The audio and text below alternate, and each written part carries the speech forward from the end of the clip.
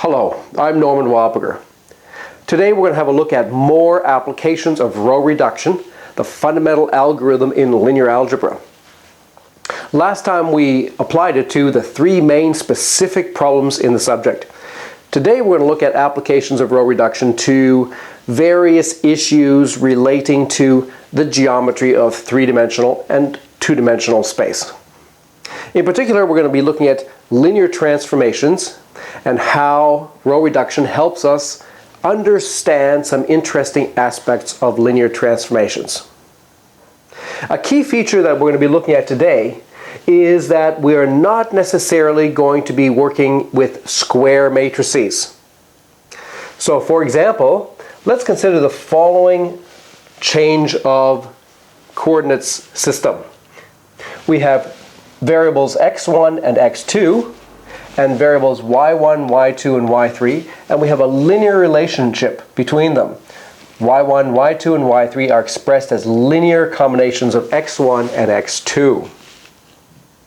Now this linear system can be rewritten in matrix form, in the ax equals y form, by taking the matrix of coefficients over here, the matrix 1, 2, 1, minus 1, 3, 4, which is a matrix with 3 rows and 2 columns. So we say it's a 3 by 2 matrix. Multiplying it by the vector x1, x2, and then equaling the right-hand side is the vector y1, y2, y3. So this is still an example of our fundamental problem of trying to invert a linear change of coordinates. The problem is still to try to solve for x1 and x2 in terms of y1, y2, and y3. But the fact that this matrix is not square now complicates the issue a little bit. What we really have here is a linear transformation. And the way we think about that is we think of starting with this vector, applying the matrix, so multiplying the vector x by this matrix, let's call it A, and that gives us the vector y. So we can think of this as an input-output situation where we're starting with a vector in two-dimensional space, which I might write A2 for affine two-dimensional plane. So there's our vector x right there. And this transformation t that we're defining this way takes the vector x and sends it to an element in three-dimensional space, in A3. That's this vector y right here. So the input is a vector x in two-dimensional space. The output is a vector y in three-dimensional space. Now we've looked at linear transformations already quite a lot. We've had a good look at 2 by 2 transformations earlier, like reflections, rotations, dilations. We've looked at 3 by 3 case also, transformations of three-dimensional space. This is now something a little bit different. It's a little bit more general because the space that we're starting with and the space that we're ending with are not the same spaces. They're different dimensions for one thing. So we cannot interpret this as a transformation of a space to itself. We have to interpret it in a different way as a transformation from one space to another space. So this is an example of a more general linear transformation in which the input space and the output space are not necessarily the same. Let's have a good look at it geometrically. There's the equation again, just to remind us. So t of x is this particular matrix times x, and we're calling that output y. And the vector x has 2 components, and the vector y has 3 components. So here's a picture of our two-dimensional input space, and here's a picture of our three-dimensional output space. Our input space has axes x1 and x2, and I remind you, we're just in a general affine situation, so they don't have to be perpendicular axes, and they don't have to be equally spaced in the x and the y directions. We have some coordinate system. We have 2 basis vectors, E1 and E2, in this space. And over here in the y space, there's a direction y1, direction y2, direction y3, and various coordinates on those three axes. And our usual convention, I remind you, for three-dimensional space is that you should think of the y2, y3 plane as actually being in the board in that direction, and this y1 direction sort of coming out at us. So it's a three-dimensional situation with y1 coming out at us. All right, so we want to understand, what is this transformation doing? And a good place to start off with that understanding is to ask ourselves, what happens to the basis vectors under the transformation? So the vector e1, that's the vector with components 1, 0. So if we plug in the vector 1, 0 here and do that matrix multiplication, we're going to get 1 plus 0, 1 plus 0, 3 plus 0. In other words, the vector 1, 1, 3. Which of course is just the first column of this matrix. And if we take the vector e2 with coordinates 0, 1 right there, then when we do the multiplication, 0 plus 2, 0 plus minus 1, 0 plus 4, we're going to get the vector 2 minus 1, 4, the second column vector.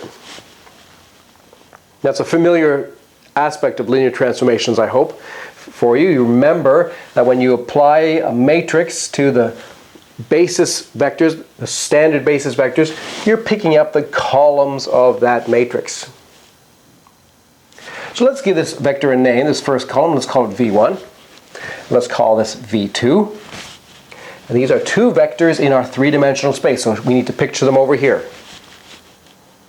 The vector 1, 1, 3, okay, that would be 1 in that direction, 1 in that direction, 3 in that direction. So you could make a little box, 1, 1, 3.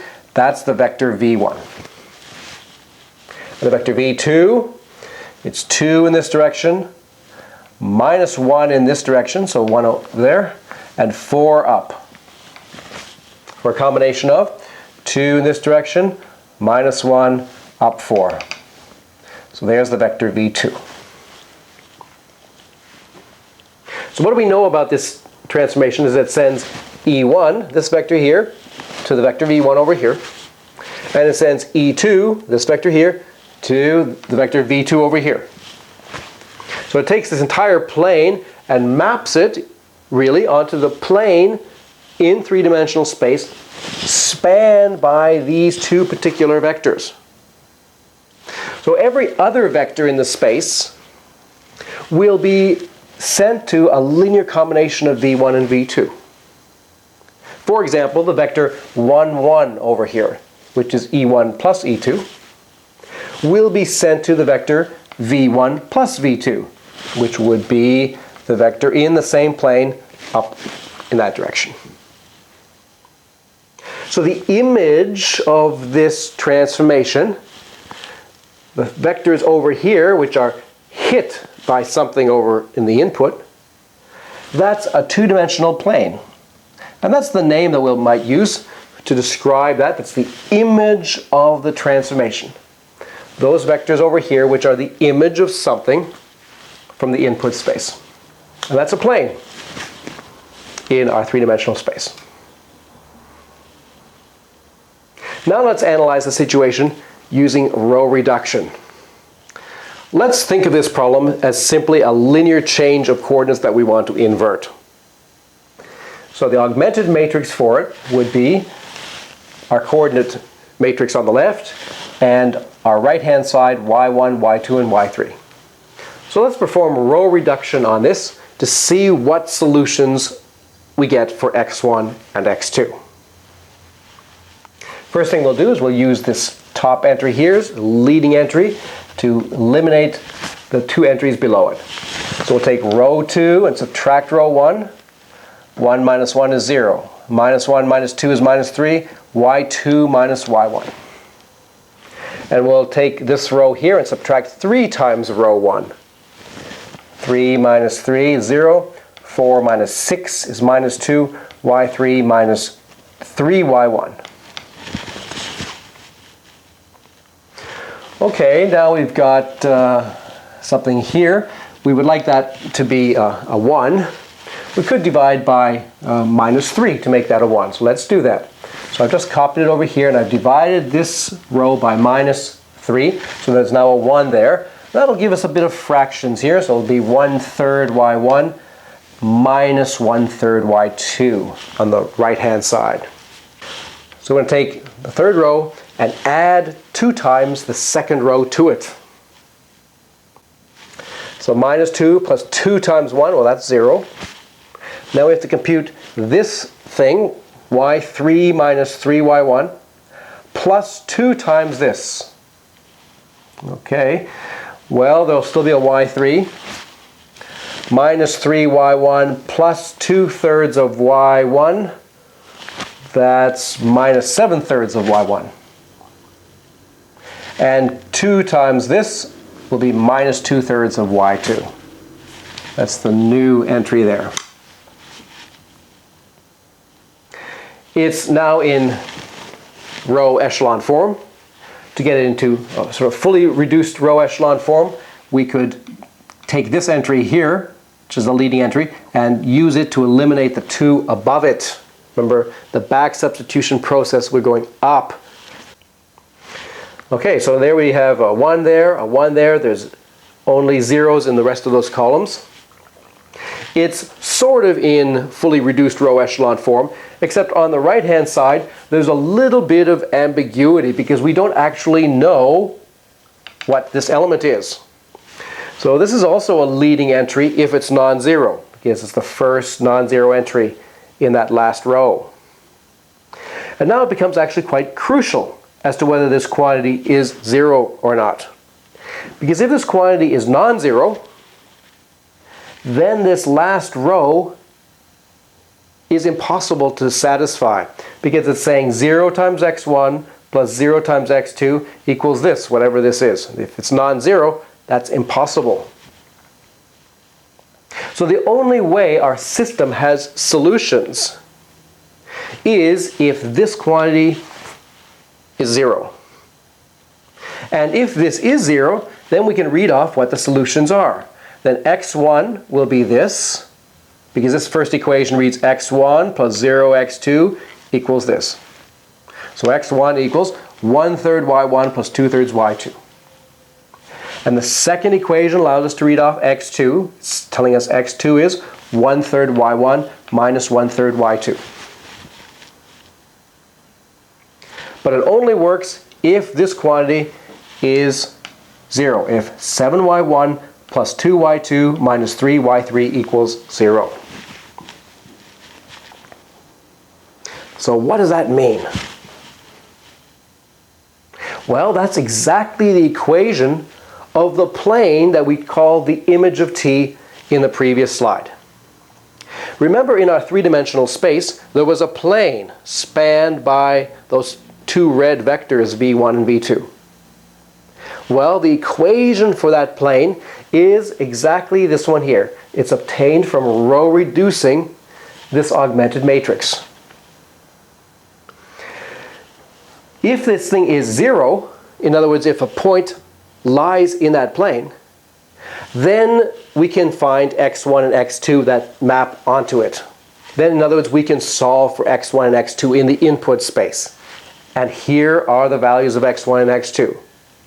So this is how we invert the system, how we write x1 and x2 in terms of y1, y2, and y3, but it only works if this condition is satisfied.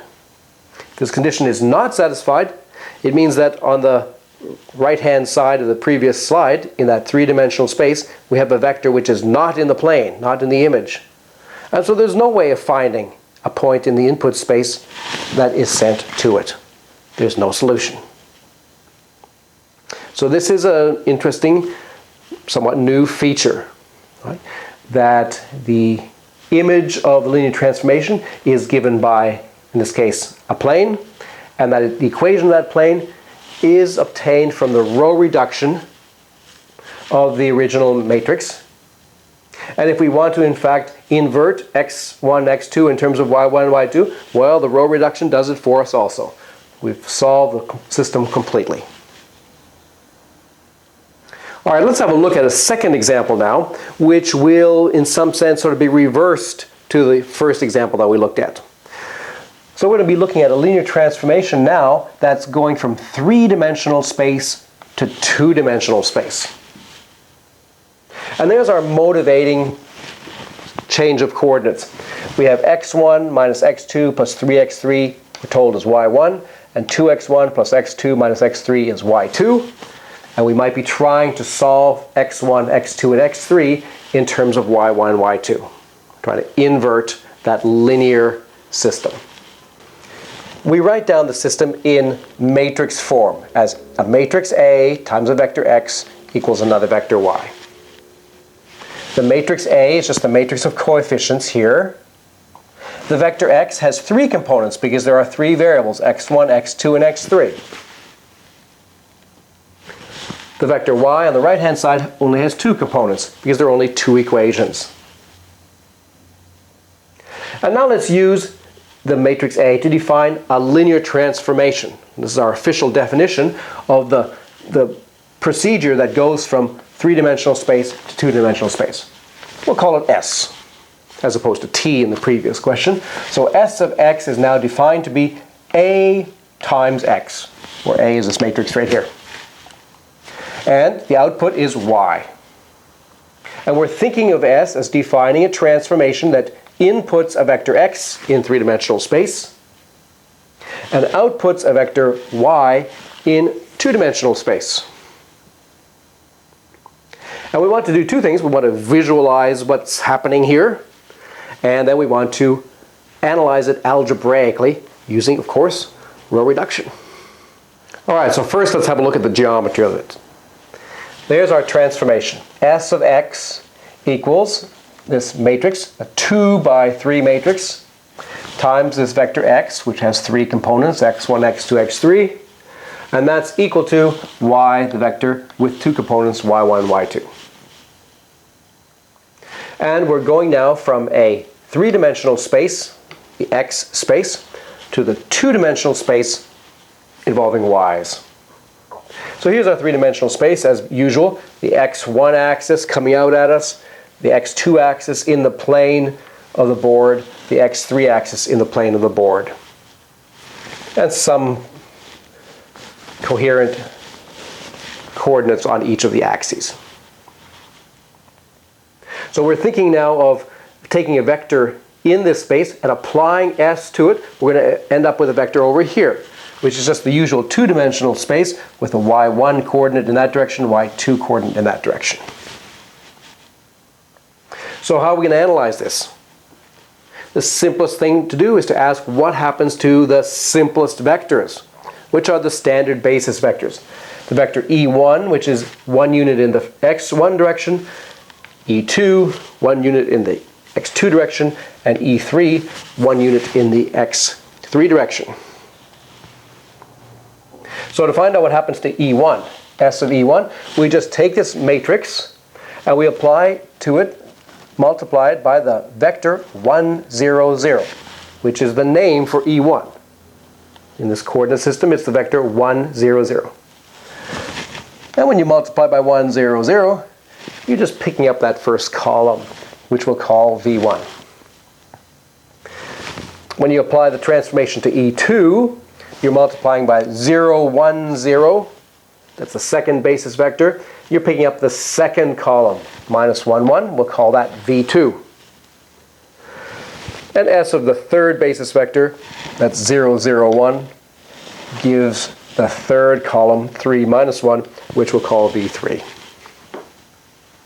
And these three vectors, v1, v2, and v3, are over here on this part of the picture. There's v1, the vector 1, 2, v2, the vector minus 1, 1, and v3, the vector 3, minus 1. So this linear transformation takes the first basis vector and sends it to v1. Imagine that's sent to there. And the second basis vector e2, that's sent to that vector there. And the third basis vector e3 is sent to v3. And the rest of the space is completely determined by that information because it's a linear transformation. So for example, if we wanted to know what would happen to the vector, say 2, 1, 5. Where's the vector 2, 1, 5? 2, 1, 5. Where's that vector going to go? The answer is it's going to go to the combination 2 times v1 plus 1 times v2, I suppose that would be like that, plus, what did we say, 5 times v3. So it would go to that vector there. So linearity forces or determines where any other vector is going to go once we know where those 3 basis vectors go. And I guess it's pretty obvious then that the image of this transformation is the entire plane over here. Every vector over here is some combination of these 3 vectors. So any combination like that can be hit by some appropriate vector over here.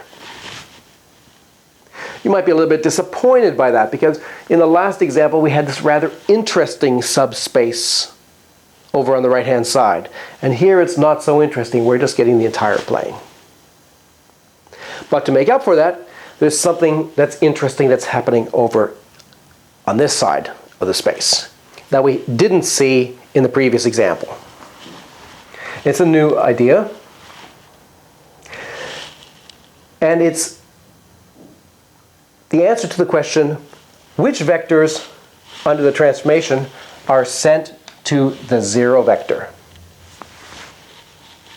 We have 3 dimensions over here, and we're mapping onto 2 dimensions.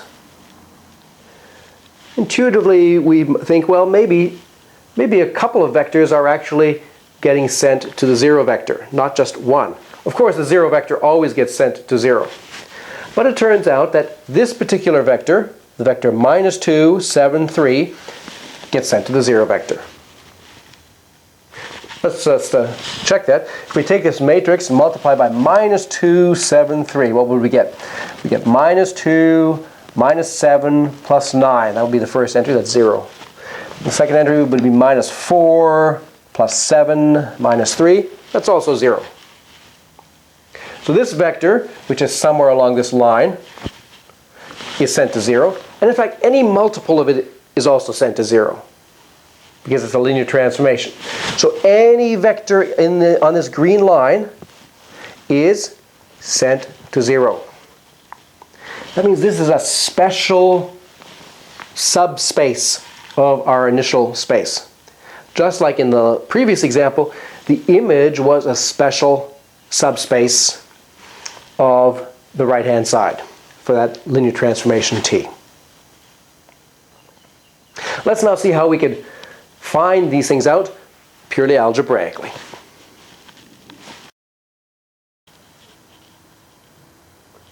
All right, so let's analyze that AX equals Y equation. There's the matrix A. Our unknown vector X corresponds to columns X1, X2, and X3. And the right-hand side of the equation, Y1, Y2, that column right there.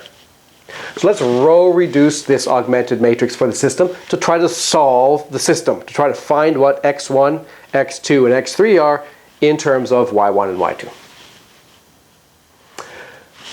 We'll use that 1 as a leading entry to eliminate the 2 below it. So we'll take row 2 and subtract 2 times row 1. 2 minus 2 is 0. 1 minus 2 times minus 1 is plus 3. Minus 1 minus 2 times 3 is minus 7. And y2 minus 2 times y1 is just y2 minus 2 times y1.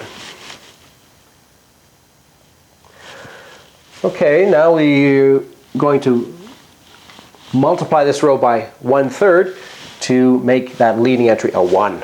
So we've divided by 1/3. And now we're going to use that leading entry. We're going to go back substituting now to use that to eliminate the entry above it. We're just going to add this row to the first row, giving us 1, 0. We add this to that, we get 2/3, and add this to that, we get 1/3 of y1 plus 1/3 y2. It's already in fully reduced row echelon form because there are the 2 leading entries. They are both 1, and the columns containing them are all just zeros. So we can read off the solutions. And the solutions have a parameter involved because on the left-hand side, these two leading columns are not the only columns. There's also a non-leading column, that one right there. That non-leading column corresponds to a parameter. So the third variable, x3, will set that equal to a parameter lambda. And then we can solve for x1 and for x2. Now, to make life a little bit easier, let's just have a look at the special case when y1 and y2 is the 0 vector. When y1 and y2 are both 0, so that what's on the right-hand side is 0, 0. In that case, the solution reads x1 equals minus 2/3 lambda, and x2 equals 7/3 lambda.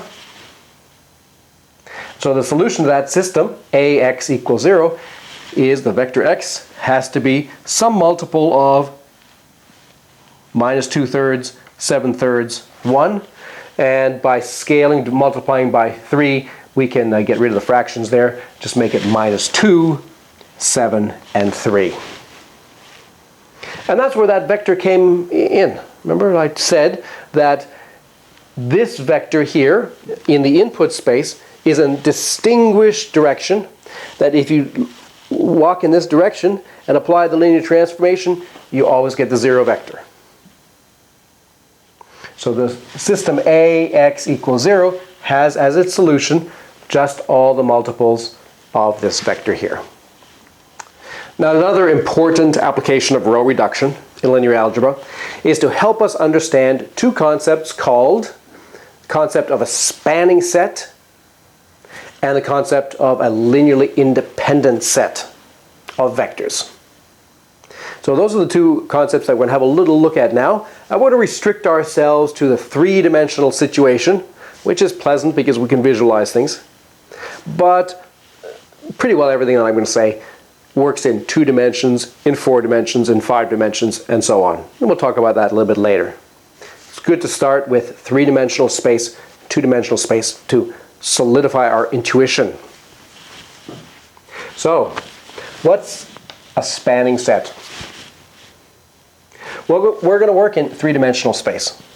And we'll say that a set of vectors, say v1, v2, up to vn, a set, is a spanning set for 3-dimensional space precisely when every vector in the 3-dimensional space can be written as a linear combination of those n vectors v1 through vn.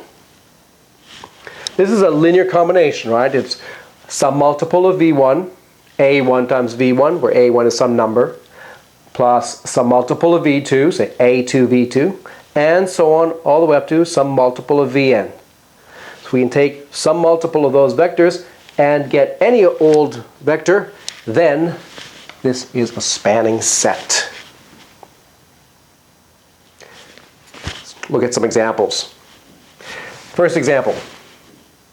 It's the most important example because this is your typical best spanning set.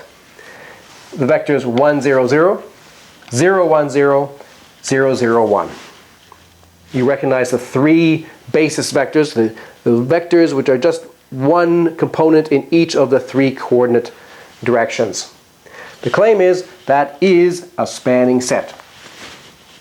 And that's almost obvious because any vector can be written as a linear combination of those 3 in a very obvious way. So for example, suppose that you're given the vector 4, 5, minus 2. How are you going to write that as a linear combination of these 3? You're just going to take 4 times the first basis vector plus 5 times the second basis vector plus minus 2 times the third basis vector. It's pretty obvious that doesn't work just for this vector. It works for any vector here. It doesn't matter what 3 entries they were. We can always write any vector as a linear combination of those 3 vectors. So this is a spanning set. There's one additional thing to say about this situation is that in this case, there's in fact only one way of writing this vector as a linear combination. We didn't have any choice at all. This number had to be a 4 because the top entry has got to match with the 4 there. This entry has to be a 5 because the second entry has to match with that 5. And this entry has to be -2 because the third entries have to agree. So this linear combination is in fact unique.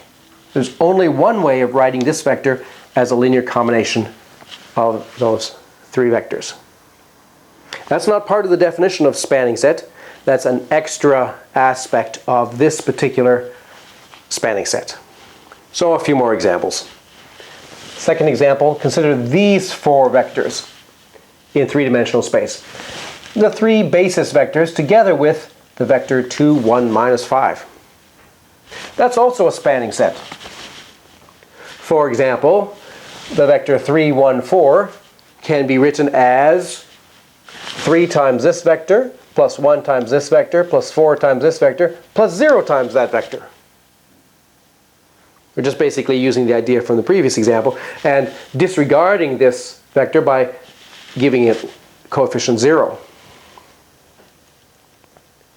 So this vector can certainly be written as a linear combination of those, and pretty obviously any vector can be written in the same way as a linear combination of those 4 vectors, just by ignoring this one and applying the argument of the previous example.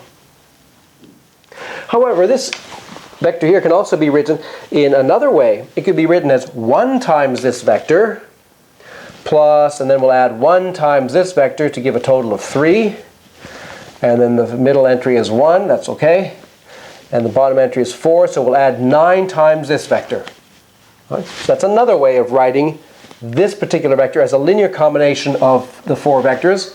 Actually, the other vector has 0 coefficient, so I'm not writing it. Which shows us that, in general, the linear combination is not unique. It's different from what it was last time. And it's because we have, in some sense, too many vectors. There's a bit of redundancy. We have some extra freedom because we have so many vectors at our disposal to make combinations with. So it's still a spanning set, but now the linear combinations used are not unique. How about these 4 vectors in 3-dimensional space? 1, 0, 0, 0, 1, 0, 2, 5, 0, 3, -1, 0. Well, a little bit of thought shows that this is not going to be a spanning set. Even though there are 4 vectors, these 4 vectors do not span 3-dimensional space because this particular vector is not a linear combination. And how can we see that? Well, it's because this vector has a third component, which is 1, and all of these vectors have 0 in their third component. So no matter what combination we take of those 3 vectors, we'll always have 0 in the bottom component, so there's no way a linear combination of these 4 can make this vector. And if you can't make just one vector, it means that it's not a spanning set. This set is not a spanning set. All of these examples are pretty easy because the vectors I've chosen are relatively simple. However, for a more general situation, it's not at all so easy to tell whether a given set is or is not a spanning set. And that's where row reduction comes in to help us. Right, so how in general do you tell if you have a spanning set? The answer is we row reduce.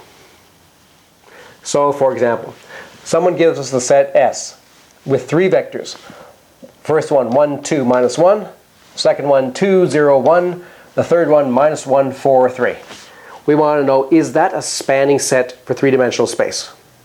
We have these 3 vectors. Geometrically, what we're asking is, are these 3 vectors kind of in general position? Or are they perhaps all lined up to be in a plane? If they're all in a plane, then they're not going to be a spanning set because any multiple is also going to be in that plane. But if they're kind of in random general position, then yes, you'll be able to write any vector as a linear combination. But we're not sure until we've done the algebra. This is the system that we're interested in because we're trying to ask, given a general vector, say y1, y2, y3, can we write a general vector as a linear combination of these 3 vectors? In other words, can we solve the system y1, y2, y3 equals a1 times this vector plus a2 times this vector plus a3 times that vector? We want to know, is there always a solution? no matter what y1, y2, and y3 are. Well, that's a linear system in the unknowns a1, a2, and a3. The coefficients are now the unknowns. We want to know, is there always a solution? Well, we write down the augmented matrix. The augmented matrix is this one here, where this matrix on the left-hand side is just these three column vectors put together. Because the first equation, for example, is a1 times 1 plus a2 times 2 plus a3 times minus 1 equals y1. So the coordinates are 1, 2, minus 1, y1 on the right. So this is the matrix that we have to row reduce, and we want to know, is there always a solution? Well, it's going to turn out that it doesn't matter what y1, y2, and y3 are. We're not going to have to carry on following through with the right-hand side. So I'm going to be lazy, and I'm just not going to evaluate the right-hand side. I'm just going to put stars there. Okay? Something's happening there, but we're going to see that it doesn't matter what's happening. It's what's happening on the left-hand side that's all important. So we're going to row reduce the left-hand side. So we'll start with this entry and subtract multiples of this row from these rows to make this entry 0 and this entry 0, and we get that. Okay, now what we can do, we'd like to make this entry here 1. Well, one way of doing that is to divide by 4, or minus 4. Another way of doing it, which is maybe a little bit clever, is to just simply add this third row to it. That'll put a minus 1 there, and it'll make that an 8.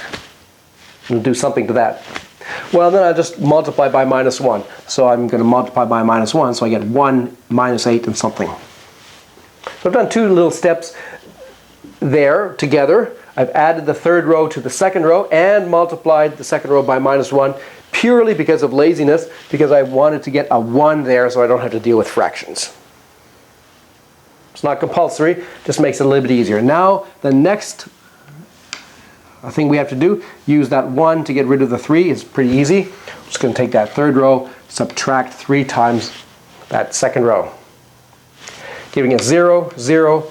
2 minus 3 times 8 is 26. And again, there's something on the right-hand side. It's in row echelon form already. But we can put it into fully reduced row echelon form pretty easily. We'll divide this equation by 26. There it is right there. And then we'll take this equation and this row, and we'll add 8 times it to this and 1 times it to that. So those will become zeros. And then the next step, we're going to add this row, or add minus 2 times this row to this one to make that 0. And what's happening on the right-hand side is changing in some fashion. We don't know what it is. But at the end, where it's clear, we're going to get just the identity matrix on the left-hand side. 1, 0, 0, 0, 1, 0, 0, 0, 1, and something on the right-hand side. Now, what were we interested in? We wanted to know, does the original system always have a solution, independent of the right-hand side's particular values? And we can see right here that it does. There's a unique solution. The unique solution is A1 equals whatever this is, A2 equals whatever this is, and A3 equals whatever this is. There's in fact a unique solution because there are no parameters. There are no non-leading columns on the left-hand side. We have 3 leading columns. So the answer to our original question is yes, this is a spanning set, because we can always solve this system to find A1, A2, and A3. In fact, we always get a unique solution. All right, so let's have a look at another example. We have now 4 vectors in this set. 4 vectors in 3-dimensional space, making the set P. We want to know, is P a spanning set? That amounts to the question, can we always find a solution to this vector equation? No matter what y1, y2, and y3 are, can we always find a1, a2, and a3, and a4 so that this system has a solution? In other words, that we can write this vector as a linear combination of those four. Well, that's a system of three equations in four variables. The variables are a1, a2, a3, a4. And there's one equation essentially for each entry of those vectors. Here's the augmented system. We don't need to go any further. It's already in row echelon form. It's not in fully reduced row echelon form because we haven't gotten rid of that zero, but there's no need to. We're only interested in the question, does this system always have a solution or not? And the answer is, it does not always have a solution. Because the entry that's here, well, it depends on what the y1, y2, and y3 were. This is going to be some linear combination of y1, y2, and y3, like maybe 3y1 minus 2y2 plus 5y3, or something like that. But it's potentially non-zero. And if that's non-zero, then that row there, which has this entry as a leading entry, is a row that cannot have a solution. So the fact that this is a leading column, or potentially a leading column, means that this does not always have a solution. And so, the original set of vectors is not a spanning set. Now let's have a few examples of spanning sets in simpler two-dimensional space. What does it look like there? Here's a two-dimensional affine space with coordinate axes x1 and x2. And here's three particular vectors. There's v1, there's v2, and there's v3, which just happens to be in the same direction as v1, but in the negative direction. All right, well, first of all, the set v1, v2.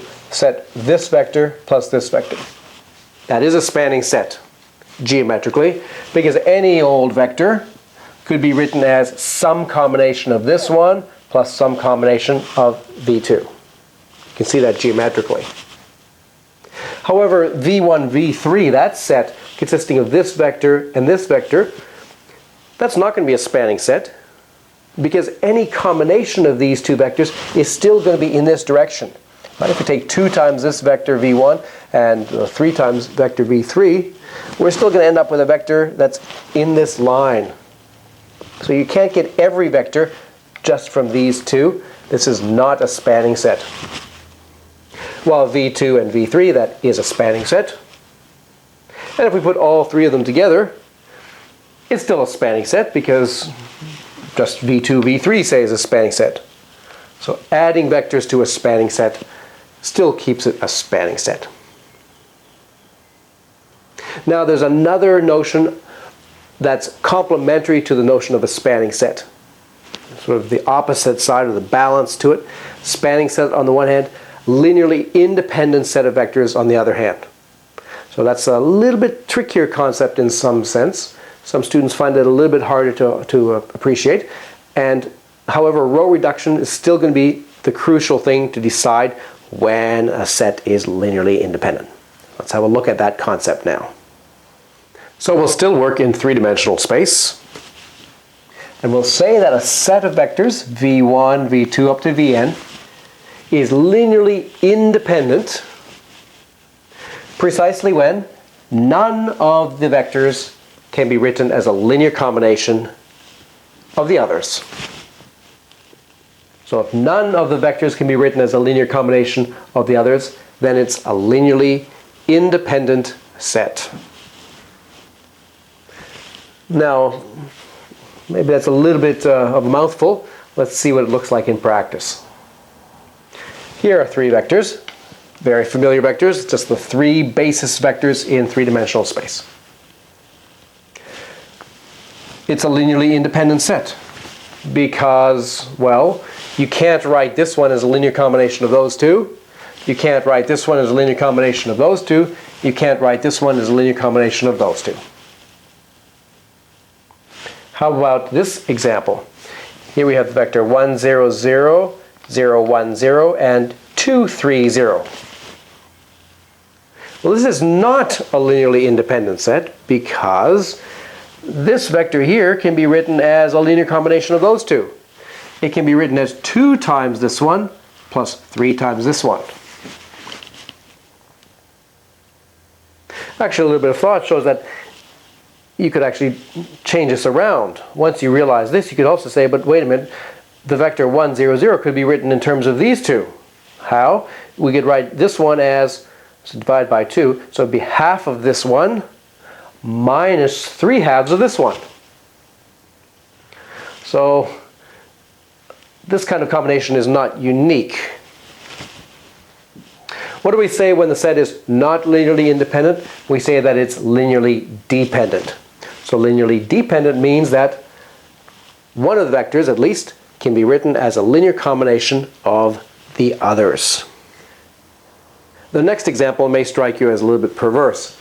It's a set with 3 vectors, one of which is the 0 vector. There's nothing preventing the 0 vector from being part of this discussion. So is this set linearly independent? Well, no, it's not. It's in fact linearly dependent because the 0 vector can be written as a linear combination of these two.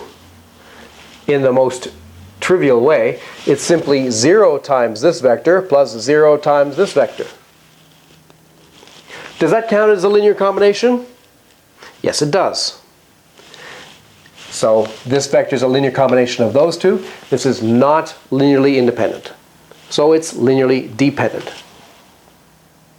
And so generalizing that, if you have any set containing the 0 vector, then that's going to be a linearly dependent set.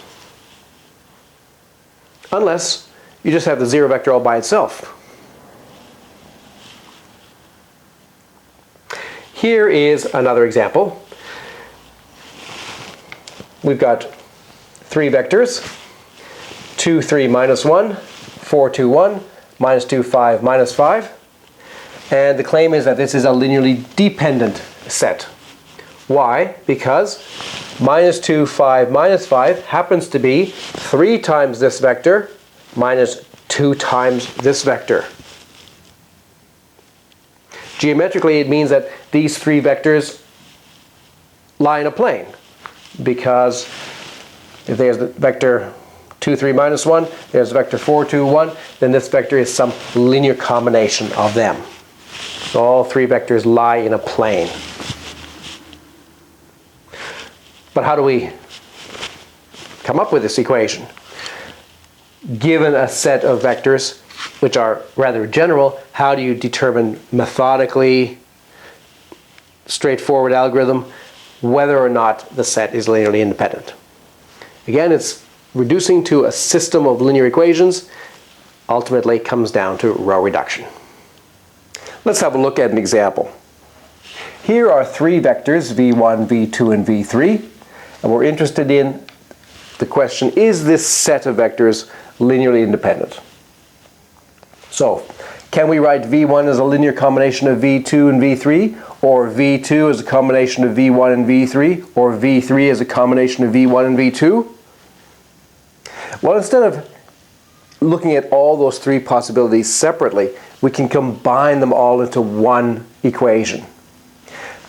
Any one of these equations can be rearranged by bringing all the terms to one side and leaving just the 0 vector on the right-hand side. So if any one of these is true, that means that we can write an equation like this where at least one of these coefficients, alpha 1, alpha 2, and alpha 3, is non-zero. So linearly independent means that we can't write this. It means we can't find a relationship like this where at least one of them is non-zero. Or in other words, the only solution to this is the trivial solution alpha 1 equals alpha 2 equals alpha 3 equals 0. So that's the condition of linearly independence. The set is linearly independent precisely when this equation has only the trivial solution. And that's an equation that we can tackle using row reduction. So let's have a look at how it looks like in this particular case. So here's the matrix form for that equation. Here's the vector v1, vector v2, the vector v3. When we multiply by alpha 1, alpha 2, alpha 3, what we're doing is we're taking alpha 1 times the first vector plus alpha 2 times the second vector plus alpha 3 times the third vector. And we're setting that equal to 0 and asking, is there a non-zero solution to that equation? There's always a 0 solution. So alpha 1, alpha 2, alpha 3 equals 0, 0, 0. That's always a solution. We're interested in, is there any other solution?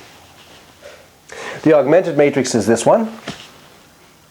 And since there's only zeros on the right-hand side, when we row reduce, those zeros are going to remain. So it's unnecessary for us to copy those zeros down when we row reduce the matrix. We'll just row reduce the left-hand side. And there it is there, and I've row reduced it for you. You can check it until we've gotten to this row echelon form. At this point, we can see that all the columns are leading columns. And that means that there's a unique solution to the system. If all the columns on the left-hand side are leading columns, then there's a unique solution, namely the solution that we already know exists, alpha 1 equals alpha 2 equals alpha 3 equals 0. And that tells us that the original set is indeed linearly independent. We have 4 vectors this time, still in 3-dimensional space. And the question is this set of 4 vectors linearly independent? Again, it amounts to this equation here. We're looking at this equation, some linear combination of the 4 vectors equaling the 0 vector. And we want to know, is there a non-zero solution to this equation? If there is, the set is not linearly independent. If there's only the 0 solution, then the set is linearly independent. There's the matrix form for this equation. The columns are just the vectors that we started with. Over here we have a multiplication by a vector with 4 components, something a little bit new, representing the fact that there's 4 terms in this sum. So the top line, for example, would be alpha 1 times 1 plus alpha 2 times 2 plus alpha 3 times minus 4 plus alpha 4 times 3 equals 0. There's the augmented matrix. And we can row reduce that just like we usually do to find all possible solutions, alpha 1, alpha 2, alpha 3, and alpha 4. Each one of those variables corresponding to one of the columns of this augmented matrix. And as before, since there's a right-hand column here of zeros, we can ignore that when we do our row reduction because that always stays zeros. So there's the original matrix on the left-hand side. Row reduced it in the usual way. So I'm going to use this entry to eliminate the minus 1 below it, giving us that. And then we're going to use this 1 to eliminate the 5 below it, giving us that. At this stage it's in row echelon form because the leading columns are staggered down to the right. The associated augmented matrix to the system here is just what we get by copying that over here and putting zeros back where they were before. And we can see that now there are 3 leading columns on the left-hand side and 1 non-leading column. This non-leading column corresponds to a 1-parameter family of solutions. When we write down the solutions, which we don't have to do because we're not interested in what the solutions exactly are, but if we wrote them down, then the 4th variable would correspond to a parameter. There's a parameter of solutions. There's more than just the trivial solution. So the original set is not linearly independent, or it is linearly dependent. All right, so we've accomplished a lot in this lecture. Now some exercises for you to practice the ideas. Our first exercise, solve for the x variables in terms of the y variables. 4 different situations. And I warn you that whether or not there are solutions, whether or not you are able to solve for the xi's in terms of the yj's, might very well depend on the yj's. So there might be a condition on the yj's that you need to look at. Our second exercise, find all solutions to these 2 equations in the variables x1, x2, and x3. The notable thing being that the right-hand side is 0. And our third exercise, describe geometrically the following linear transformations. So I'm giving you the transformation in terms of t of x equals this matrix multiplying some unknown vector x. And part of the question is to figure out how big that vector x is. I can tell you, say, for the first one, the vector x has got to have 2 components, because that's the only way that you could multiply this matrix by the vector. So the vector x here will have components x1, x2. And so it's inputting a vector with 2 components and outputting a vector with 3 components. So I want you to describe what that transformation from 2-dimensional space to 3-dimensional space looks like geometrically. And same for these ones here. In our fourth exercise, I'm asking you to find out which of these are spanning sets of 3-dimensional space.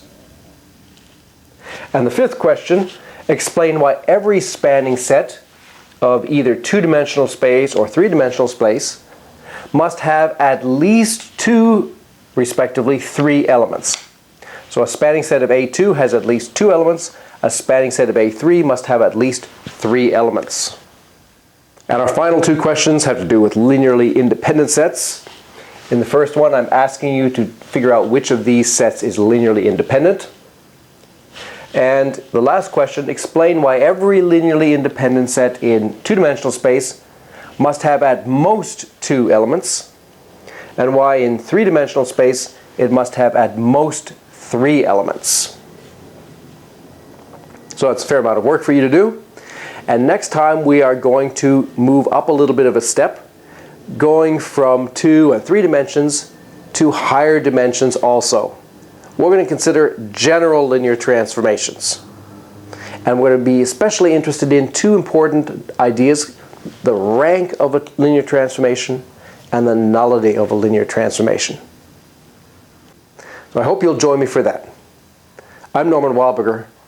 Thanks for listening.